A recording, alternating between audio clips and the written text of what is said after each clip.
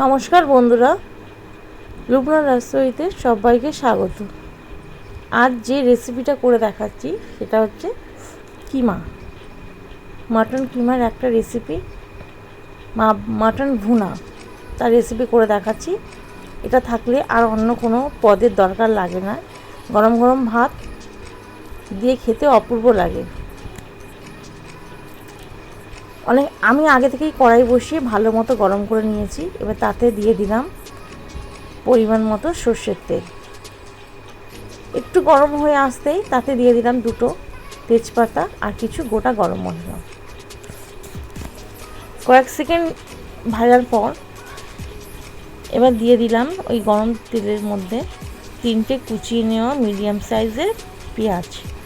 এদিকে আলু আর কিমাটাকে আমি আগে থেকেই সিদ্ধ করে নিয়েছি। আলুটাকে সিদ্ধ করিনি, ওটাকে কেটে ছোটো ছোটো করে টুকরো করে ধুয়ে রেখে দিয়েছি। পেঁয়াজটা ভাজতে দিয়ে দিয়েছিলাম। পেঁয়াজটা একটু নরম হয়ে আসলে ওর মধ্যে দিয়ে দিলাম 2 চামচ আদা রসুন বাটা, দিয়ে পেঁয়াজের সঙ্গে খুব ভালো করে একবার কষিয়ে নিচ্ছি। দেখুন পেঁয়াজটা অনেকটাই নরম হয়ে গেছে আর পিঙ্ক কালার ধরতে শুরু করে দিয়েছে। এর মধ্যে এবার দিয়ে দেব কিছু শুকনো উপকরণ। সেটা হচ্ছে 1 চামচ হলুদ গুঁড়ো, 1 চামচ লঙ্কার গুঁড়ো। লঙ্কার গুঁড়োটা আমি 1.5 চামচই দিয়েছি। আর দিয়ে দিলাম পরিমাণ মতো লবণ। এখানে এখন আমি একটু কম লবণ ব্যবহার করেছি, লবণটা আমি শেষে আর একটু দেব। দেওয়ার পর এবার দিয়ে দেব 1 চামচেরও একটু বেশি কাশ্মীরি লঙ্কার গুঁড়ো। এটা শুধু ঝালের জন্য নয়, কালারের জন্য দিচ্ছি। সব কিছু দেওয়ার পর খুব ভালো মতো কষিয়ে নিতে হবে। দেখুন মশলা থেকে আমার তেল ছাড়তে শুরু করে দিয়েছি। এর মধ্যে দিয়ে দিলাম কেটে রাখা ডুমো ডুমো করে আলুগুলো দেওয়ার পর এটাকে আলুর সঙ্গে খুব ভালো মতো কষাতে হবে আর গ্যাসের ফ্লেমটাকে মিডিয়াম টু লোতে রাখতে হবে। এবার দিয়ে দিলাম 1 চামচ জিরে গুঁড়ো।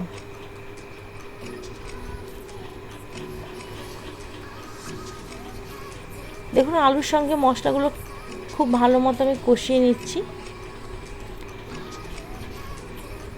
উপর থেকে দিয়ে দিলাম কিমার যে সিদ্ধ করে রেখেছি সেই কিমার সিদ্ধ স্টক। আমি এখানে 3 চামচ ব্যবহার করেছি। স্টকটা দিয়ে ভালো মতো কষাতে হবে। যেহেতু আলুটা কাঁচা আছে সেজন্য আলুটা আগে দিয়ে মশলার সাথে কষিয়ে নিচ্ছি। একদম মিডিয়াম ফ্লেমে 5 মিনিটের জন্য আমি ঢাকনা দিয়ে রেখে দিয়েছিলাম। দেখুন ঢাকনা খুলে দেখাচ্ছি কতটা সফট হয়ে গেছে। এবার এর মধ্যে দিয়ে দিলাম দুটো মিডিয়াম সাইজের টমেটোগুলো দেওয়ার পর আমি একটু ঢাকনা চাপা দিয়েছিলাম। ঢাকনাটা খুলে আপনাদের দেখাচ্ছি। দেখুন টমেটোগুলো কতটা সফট হয়ে গেছে আর যে স্টকটা দিয়েছিলাম সেটাও শুকিয়ে এসছে। আলুটাও অনেকটা সিদ্ধ হয়ে এসছে। আবারও উপর থেকে 1 চামচ স্টক দিয়ে দিলাম।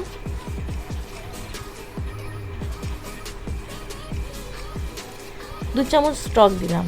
দেওয়ার পর 3 মিনিটের জন্য ঢাকনা চাপা দিয়ে দিয়েছি। যখন খুব ভালো মতো ফুটতে শুরু করে দিয়েছে, দেখতেই পাচ্ছেন আলুটা অনেকটা গলে গেছে, সিদ্ধ হয়ে গেছে পুরো। এবার এর মধ্যে দিয়ে দেবো সিদ্ধ করে রাখা কিমা।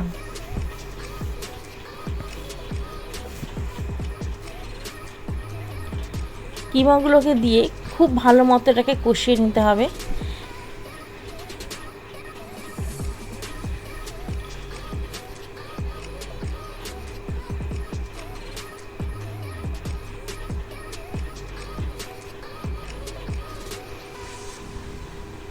আর উপর থেকে আরও একটু লবণ আমি দিয়ে দিলাম। আগে আমি একটু লবণ ব্যবহার করেছি, এখন আর একবার একটু লবণ দিয়ে দিলাম। সেটা বুঝেই দিতে হবে। সব কিছু দিয়ে খুব ভালো মতো কষাতে হবে। এবার উপর থেকে আমি দিয়ে দিচ্ছি 1 চামচ শাহি গরম মশলার গুঁড়ো। আর আমি এখানে এলাচও ব্যবহার করব। গরম মশলাটা দেওয়ার পর মিনিট 5 মিডিয়াম ফ্লেমে আমি কষিয়ে নিয়েছি। আর এবার উপর থেকে দিয়ে দিলাম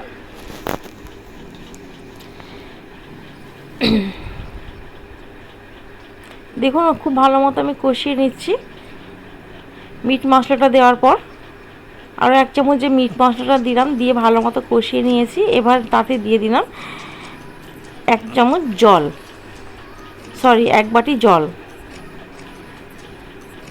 এখানে আমি রান্নাতে গরম জলই ব্যবহার করছি। দিয়ে 3টে কাঁচা পাকা লঙ্কা দিলাম। কিমাটাকে খুব ভালো মতো কষাতে হবে, যেহেতু এটা মাংস, আর মাংস যত কষাবে তার স্বাদ দ্বিগুণ বেড়ে যায়। দেখুন আলুগুলো পুরো সিদ্ধ হয়ে গেছে, ভেঙে দেখিয়ে দিচ্ছি।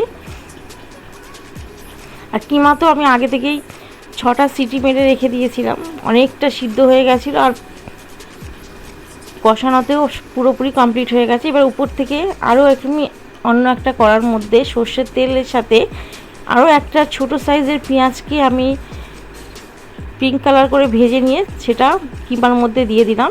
আর দিয়ে দিলাম ফ্রেশ ধনেপাতা কুচি। দেখুন কত সুন্দর কালার এসছে, দেখতে যেমন সুন্দর স্বাদেও সেরকম হবে। আবারও একটু ধনেপাতা আমি ছড়িয়ে দিচ্ছি। আমি তখন ধনেপাতার ডান্ডিটা দিয়েছি, এখন ধনেপাতার পাতাটা দিলাম। দিয়ে গ্যাসের ফ্লেমটা বন্ধ করে কিছুক্ষণ স্ট্যান্ডিং টাইমে রাখার পর আপনাদের সামনে আমি সার্ভ করে দেখাবো। যদি আমার এই ভিডিওটা ভালো লেগে থাকে তাহলে লাইক, কমেন্ট এবং শেয়ার করার অনুরোধ রইল। পাশে থাকা বেল আইকনটি প্রেস করবেন। অবশ্যই আমার চ্যানেলকে সাবস্ক্রাইব করবেন। আর আমার ভিডিওটি প্রথম থেকে শেষ পর্যন্ত দেখার জন্য ধন্যবাদ।